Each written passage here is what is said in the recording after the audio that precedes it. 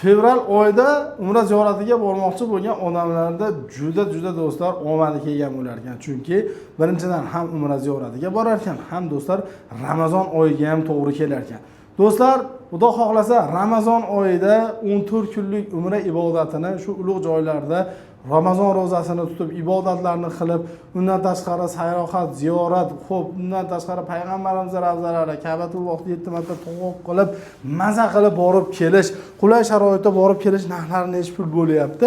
Undan tashqari do'stlar, qanaqa qulayliklar bor, qanaqa yangiliklar bor va shart-sharoitlar qanaqa deganlarga Centrum Holiday'ga yetib kelganmiz.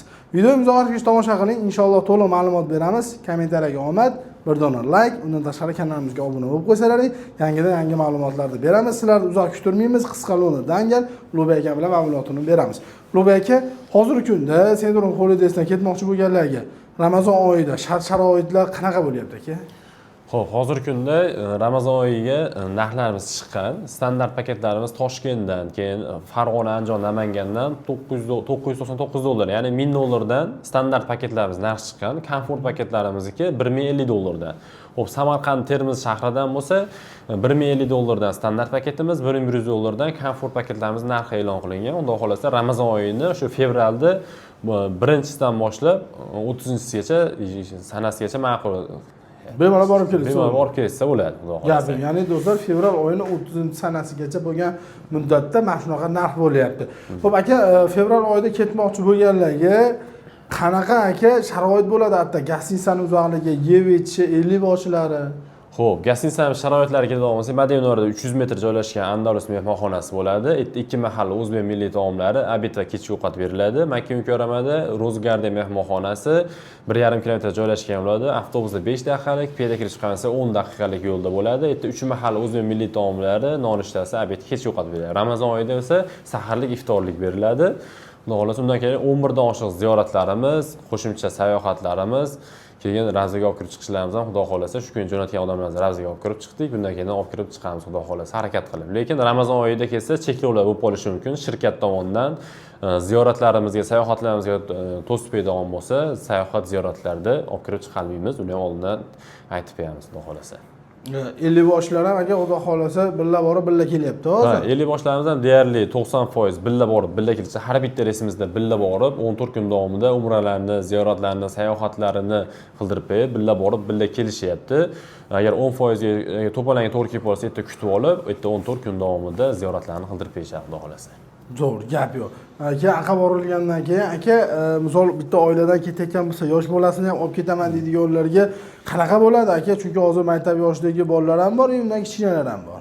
Xo'p, 2 yoshlargacha faqat vizasini puli bo'ladi. 2 yoshdan 5 yoshgacha bilet vizasi bo'ladi. 5 yoshdan yuqoridagilarda yosh kattalar narxi bilan bir xil bo'ladi. Lekin oldindan ogohlantirib qo'yamiz. Maktabda o'qiyotgan o'quvchilar bo'ladigan bo'lsa, cheklovlar bor. Bu majburiy ta'lim hisobida o'quvdan cheklanmagan holda kanikullarga to'g'ri kelsa, bemalol olib ketishlari mumkin bo'ladi.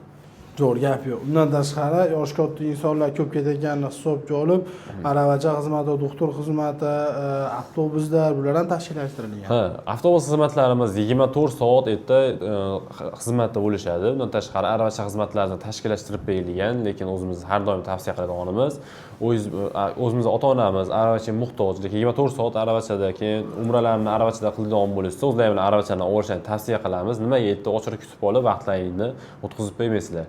Lekin bagajimiz 20 kilo, 5 kilo urishimiz bagajga ham, kilosiga ham ta'sir qilmaydi aravachani. Bemalol olsalar ham bo'ladi. Doktor xizmatlarimiz 24 soatda xizmatda turib, birinchi yordamni ko'rsatishadi. Lekin o'zingiz bilan postoyanno ichib yuradigan dorilaringizni, har ehtimolga qarshi grippga, shamollashga dori oladigan bo'lsangiz, bemalol bagajga yuklab olib ketishingiz mumkin. Ularga ham cheklov yo'q. Keyin Ulug'bek aka, hozir mana narx-navoda aytamiz. Mana arzon bo'lib ketayotgani sababi qanaqa bo'ladi? Misol hozir 750-850 dan ham narxlar qo'yib yuborishyapti. U paket bilan bu paketning nima farqi bo'ladi? Xo'p, asosiy farqlari erta mehmonxona gostinitsasi, malakali 50 boshlar xizmati, oziq-ovqatlarida katta farqi bor. Erta borib kelgan odamlar o'zi biladi, qanday sharoitliklarini.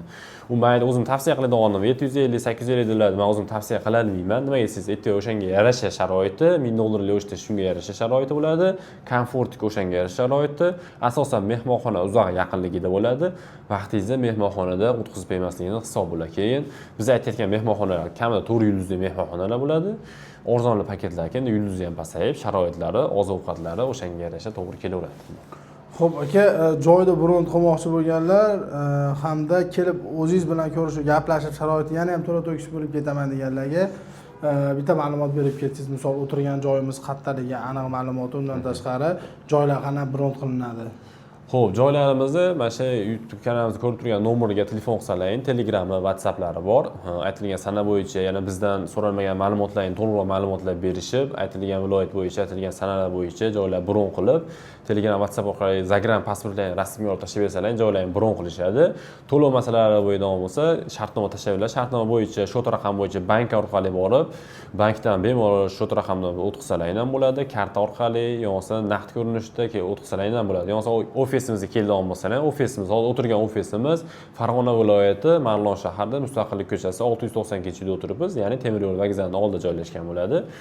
Kelib, bemalol kassamiz bor. Kassamizga to'lovlar qilib, joylarni bron qilib ketishlaringdan mumkin bo'ladi. Zo'r, gap yo'q. Xudo xolasa akalar, video pastda nomerlar qo'yib ketganmiz, aloqaga chiqing.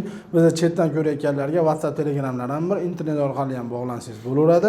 Inshaalloh aloqaga chiqadigan bo'lsa, chiroyli narxlarda, qulay sharoitda malakali 50 boshlar bilan umra ibodatlarini bemalol bajarib ketsalar ham bo'ladi.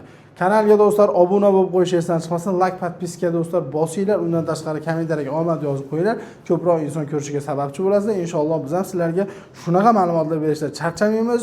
Centrum Holidays litsenziya raqami 0014 bo'ladi. Omon bo'linglar.